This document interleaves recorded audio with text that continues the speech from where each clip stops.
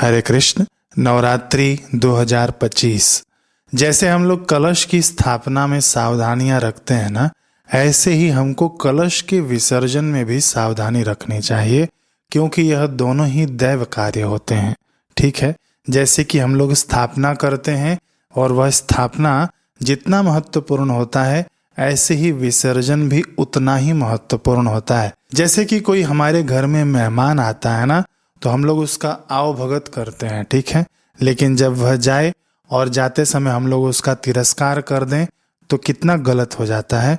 ऐसे ही यह जो स्थापना होता है उससे भी अधिक महत्वपूर्ण विसर्जन का माना गया है। ठीक है, तो इस वीडियो में मैं आपको बताऊंगा कि उपवास कब खोलना है आपको, और विसर्जन आपको कब करना है, यानी शुभ मुहूर्त में कब करना है। ठीक, देखिए, यदि आपने प्रथम दिन नवरात्रि की स्थापना की है कलश की, तो आपको पूर्ण 9 दिनों तक यानी नवमी तक आपको कलश रखना चाहिए। फिर भले ही आप अष्टमी को कन्या भोजन कराते हैं या नवमी को कन्या भोजन कराते हैं, इससे कोई फर्क नहीं पड़ता। कलश आपको 9 दिन तक ही रखना है। अपितु मैं आपको कहूँगा कि ये जो पर्व का नाम ही है, देखिए, नवरात्रि, तो इसमें ना 9 दिन और 9 रात्रि कलश की स्थापना अनुष्ठान पूर्वक आपके घर में रहना ही चाहिए। कलश का विसर्जन हो अथवा तो हमने मिट्टी की मूर्ति देवी की स्थापित की है ना, तो वह दोनों ही दशमी तिथि में विसर्जन किया जाता है। तो इस बार 2025 में दशमी तिथि है 2 तारीख को, 2 अक्टूबर को। अब देखिए, कलश विसर्जन का जो शुभ मुहूर्त माना गया है ना, वह तिथि दशमी होनी चाहिए और श्रवण नक्षत्र होना चाहिए। ठीक है, श्रवण नक्षत्र का यदि अपहरान काल यानी दोपहर के 12 बजे के बाद यदि आप विसर्जन करते हैं तो अत्यंत शुभ माना गया है।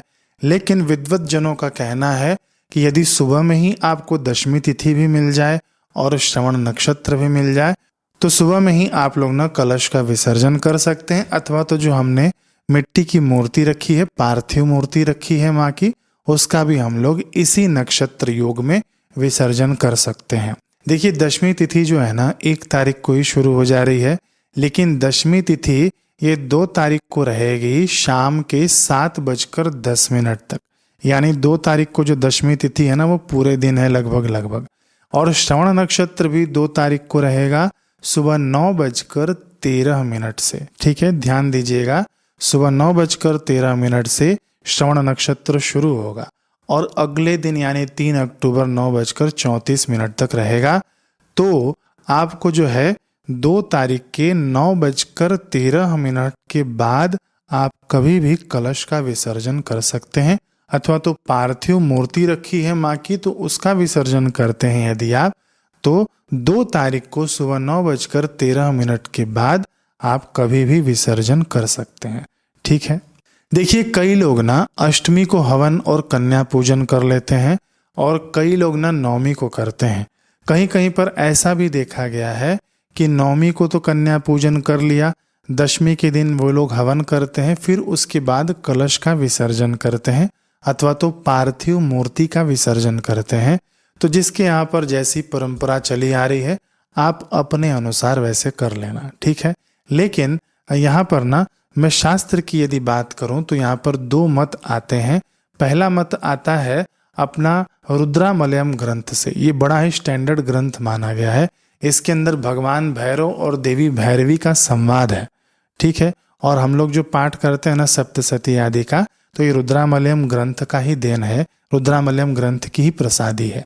तो उसके अंदर यानी रुद्रामलयम ग्रंथ में वर्णन आता है कि नवमी के दिन ही पारण करना चाहिए। ठीक है, लेकिन वहीं यदि हम लोग देवी भागवत का अध्ययन करते हैं तो उसके अंदर मिलता है कि कभी भी पारण दशमी तिथि को ही करना चाहिए। तो महाराज कौन सा सही है? देखिए, जो लोग न पूरे 9 दिनों तक उपवास करते हैं तो वे लोग नवमी के दिन कन्या भोजन करा के नवमी के दिन ही आप लोग हवन आदि करके आप लोग पारण कर सकते हैं, व्रत अपना खोल सकते हैं। बिल्कुल ये शास्त्रीय बात है रुद्रामलयम के अनुसार। अब जो लोग आखिरी के 3 दिन व्रत उपवास करते हैं ना, जैसे कि सप्तमी, अष्टमी और नवमी का व्रत करने से पूरे 9 दिनों का व्रत उपवास का पुण्य लाभ हो जाता है। तो जो लोग सप्तमी, अष्टमी और नवमी का व्रत करते हैं वे लोग अपना व्रत उपवास दशमी में खोलें। यानी इस बार 2025 में 2 अक्टूबर को आप अपना व्रत उपवास खोलना, पारण करना। कब पारण करना है? सुबह 9:13 के बाद 2 तारीख को। कलश आपको ना दशमी तिथि को ही हटाना है, यानी 2 अक्टूबर को हटाना है। भले ही आप अपना व्रत 9वीं तिथि को ही क्यों न खोल लें। तो क्या हम ऐसे ही रहने दें? माता जी की जो चौकी लगी हुई है, कलश रखा हुआ है और हम लोग पारण कर लें? हाँ बिल्कुल, आप लोग पारण कर लीजिए, आप अपना व्रत उपवास खोल लीजिए। माता की चौकी ऐसी ही रहेगी, जो अखंड दिया जल रहा है वैसे ही रहेगा और कलश जैसा रखा है वैसे ही रहेगा। आप जैसे शाम का पूजन करते हैं तो आप शाम का पूजन कर लीजिएगा 9वीं के दिन, है ना। सुबह दशमी के दिन भी आप पूजन कर लेना। उसके बाद ही पूजन करने के बाद आपको माता जी का जो फोटो है ना, उसको आपको थोड़ा सा अपने स्थान से हिला देना है, कलश को थोड़ा सा अपने स्थान से हिला देना है, ठीक है। लेकिन उसके पहले आपको क्या करना है, मैं अब देखिए पूरा विधि आपको बताता हूँ।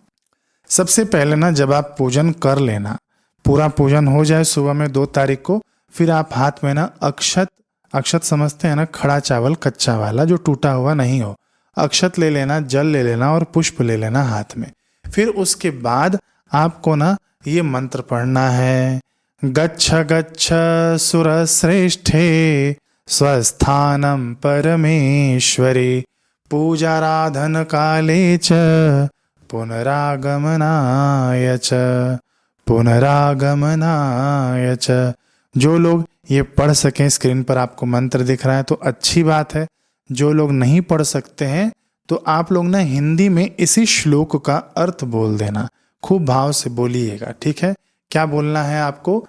हे जगत जननी माता, आप अपने परम धाम परम स्थान में पधारिए और जब जब हम पूजन काल में आपका आवाहन करें, आपको बुलाएं, तब तब आप फिर से पधारिएगा, है ना। एक बालक की तरह आप ये प्रार्थना करके हाथ में जो आपने अक्षत और जल लिया हुआ है ना, वह मूर्ति के आगे अथवा तो कलश के आगे चौकी पर आप उसे छोड़ देना।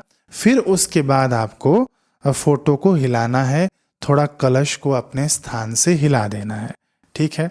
अब देखिए, कई लोग बोलते हैं ना कि हम माँ को नहीं भेजना चाहते हैं, हम लोग माँ को रखना चाहते हैं अपने घर में। तो ये देखिए, ये जो हमने जो अनुष्ठान किया ना 9 दिन का, जैसे माँ का आवाहन होता है वाहन पे, वैसे ही हमको विसर्जन भी करना ही पड़ता है ना। माँ तो आपके हृदय में है ना, हृदयेश्वरी कहा गया है उनको। तो माँ आपको छोड़कर कहीं नहीं जाती है, भले ही माँ दूर चली जाए। जैसे बच्चा माँ का चिंतन करता है ना, उससे कई गुना माँ अपने बच्चों को चिंतन करती है कि कहीं भूखा ना रह जाए, कहीं कहीं उसे तकलीफ ना हो रही हो। तो इस बात से आप निश्चिंत रहिए कि माँ जा रही हैं। मैं फिर से कह दूं कि जो शुभ मुहूर्त बताया गया है उसी में आप लोग ये विसर्जन की प्रक्रिया करना। अब देखिए, छोटी छोटी जो चीजें हैं, बारीकियां हैं, मैं आप लोगों को बतलाना चाहूँगा। देखिए, आपको स्क्रीन पर ना कलश का फोटो भी दिख रहा होगा, ठीक है। अब आपको क्या करना है, जैसे हम लोगों ने मूर्ति किसी ने रखी है तो मूर्ति तनिक खसका दिया, फोटो रखा है तो फोटो तनिक खसका दिया, और वह फोटो उठाकर आप अपने पूजा के स्थान पर रख सकते हैं, ठीक है। कई लोग वह फोटो केवल पूजन के लिए ही निकालते हैं, तो जहां आप रखना चाहते हैं वह फोटो माँ का श्री चित्र रख सकते हैं। जैसे जो अनाज जो चौकी पर बिखरा है ना, जैसे हमने फोटो के ऊपर चढ़ाया होगा अनाज, अथवा तो जो भी अनाज बिखरा है उन सबको आप इकट्ठा कर लेना और वह किसी जीव जंतु के उपयोग में आ जाए, इस प्रकार से आप उन्हें खिला देना। अब जो भी पुष्प होगा अथवा तो जो भी पत्तियां होंगी उनको एकत्रित करके आपको विसर्जन कर देना है। अखंड दिया जो आपका जल रहा है ना, उसे आप ऐसे ही जलने देना, ठीक। अब जो कलश रखा हुआ है ना, कलश के ऊपर आपका पूर्ण पात्र है और उसके ऊपर नारियल है, नारियल के ऊपर कलावा लपेटा हुआ है और उसके ऊपर वस्त्र होता है ना। तो नारियल को ना आप पूर्ण पात्र समेत दोनों हाथों से पकड़कर उठा लेना और किसी बर्तन में रख देना, नीचे नहीं रखा जाता है। फिर उस नारियल के ऊपर से कपड़ा हटाना है ना, फिर उसके बाद कलावा खोल लेना। यदि कपड़ा ठीक ठाक हो, पूजन के उपयोग में आ सके तो रख लेना उसे, फिर से आप उपयोग कर सकते हैं। यदि नहीं उपयोग में आता हो, दान दक्षिणा कर सकते हैं उस कपड़े का, तो दान दक्षिणा कर देना उसका। फिर उसके बाद नारियल को पूर्ण पात्र से हटाना, पूर्ण पात्र के अंदर जो अनाज है वह किसी पशु पक्षी के उपयोग में आ जाए। ठीक, फिर उसके बाद नारियल जो है ना, नारियल आपको दोनों हाथ से उठाना है। घर के जो बड़े व्यक्ति हैं वे लोग ये उपाय करें। नारियल आप उठाना दोनों हाथ से और किसी सुहागन महिला के आंचल में देना होता है। ठीक है, नारियल क्या है ना, लक्ष्मी का प्रतीक है। कई लोग क्या करते हैं कि नारियल फोड़ कर खा जाते हैं। नहीं, आपने जो नारियल 9 दिन तक रखा है ना, उसके अंदर प्रादुर्भाव होता है माँ लक्ष्मी का, आपके मंत्रों के, आपके वाइब्रेशनों का प्रभाव होता है उसके अंदर। ठीक है, और वह जो आंचल में आप किसी सुहागिन महिला को, माता को देंगे, वो माताएं क्या करें कि आप ना उसे अच्छे से किसी तिजोरी में रख देना। अब देखिए, यदि आपके पास ना पहले का पड़ा हुआ नारियल है तो उसका आप जल प्रवाह कर देना, विसर्जन कर देना। बाकी ये नया वाला आप उठाकर अपने घर में रख लेना तिजोरी में। अब जो कलश खाली हो गया है, अब देखिए जो कलश ना, जो मिट्टी का यदि आपके पास कलश है तो मिट्टी के कलश का तो विसर्जन किया जाता है, लेकिन हम लोग क्या करते हैं कि मिट्टी के कलश को ना पूरा अनाज से भर देते हैं। पहले तो सुखा देना, गीले कलश में नहीं भरना, धूप में सुखा देना कलश को, फिर उसको अनाज से भर देना। पिछले साल मैंने बताया था कि ये आप अपने घर में रख लेना, लेकिन कई लोग कहते हैं कि इसके अंदर जीव पड़ जाते हैं, सड़ जाते हैं। तो आप क्या काम करना, मिट्टी के कलश को अनाज से भर के किसी को दान कराना। यदि आपने किसी धातु का कलश रखा है, तांबे का हो, पित्तल का, कांसे का, तो उसके अंदर तो आप पूजा पाठ में उपयोग करते ही हैं, उसमें कोई दिक्कत नहीं है। फिर भी यदि आप भर के रखना चाहें तो उसमें भी अनाज भर के आप ना अपने रसोई घर में रख सकते हैं। लेकिन इसके अंदर जीव जंतु पड़ जाते हैं तो दान करना ही उचित माना गया है। तो बोले केवल मिट्टी वाले लोग ही दान करेंगे भर के? नहीं, आप ना धातु का कलश हो तो उतना अनाज आप ले लेना, फिर वह अनाज आप निकाल लेना उसमें से और वह अनाज किसी को दान कर देना। ठीक है, इतना आप लोग समझ गए होंगे।